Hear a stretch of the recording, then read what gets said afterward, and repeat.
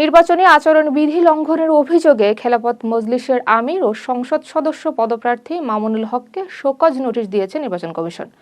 অভিযোগে বলা হয়, প্রতীক বরাদ্দের আগেই তিনি লিফলেট বিতরণ করেছেন।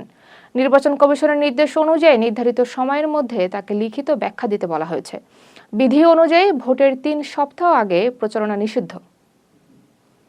প্রথমবার একসঙ্গে জাতীয় সংসদ নির্বাচন ও গণভোট আয়োজনের প্রস্তুতিতে নির্বাচনী ব্যয় উল্লেখযোগ্য হারে বেড়েছে।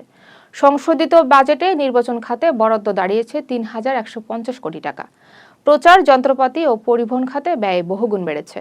বিশ্লেষকদের মতে ব্যয় যৌক্তিকভাবে পুনর্মূল্যায়ন করা প্রয়োজন। নির্বাচন কমিশনের নির্লিপ্ত ভূমিকা নিয়ে প্রশ্ন তুলেছেন বিএনপি। দলটির নেতারা অভিযোগ করেন, আচরণবিধি প্রয়োগে কমিশন সবার ক্ষেত্রে সমান আচরণ করছেন না। সংবাদ সম্মেলনে নজরুল ইসলাম খান বলেন, কিছু দল বাড়ি বাড়ি গিয়ে ভোটারদের ব্যক্তিগত তথ্য সংগ্রহ করছে, যা উদ্বেগজনক। এতে সুষ্ঠু নির্বাচনের পরিবেশ বাধাগ্রস্ত হচ্ছে বলে তিনি মন্তব্য করেন।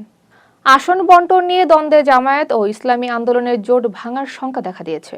জামায়াতের সর্বোচ্চ ৪৫টি আসন ছাড়তে রাজি হলেও ইসলামী আন্দোলন কমপক্ষে ৬৫টি আসন দাবি করছে। সমঝোতা না হয়ে প্রার্থী তালিকা ঘোষণাও স্থগিত করা হয়েছে। ভোটের সময় ঘনিয়ে এলেও জোটের ভবিষ্যৎ অনিশ্চিত রয়ে গেছে। বাহরাইনে একটি বাসা থেকে পোস্টাল ব্যালট বিতরণের অভিযোগ তদন্ত করা হচ্ছে বলে জানিয়েছেন পররাষ্ট্র উপদেষ্টা তৌহিদ হোসেন। তিনি বলেন, নতুন ব্যবস্থায় কিছু সমস্যা থাকতেই পারে। বিষয়টি নিয়ে তদন্তের নির্দেশ দেওয়া হয়েছে। নির্বাচন কমিশনের সঙ্গেও এ বিষয়ে আলোচনা হয়েছে বলে জানান তিনি।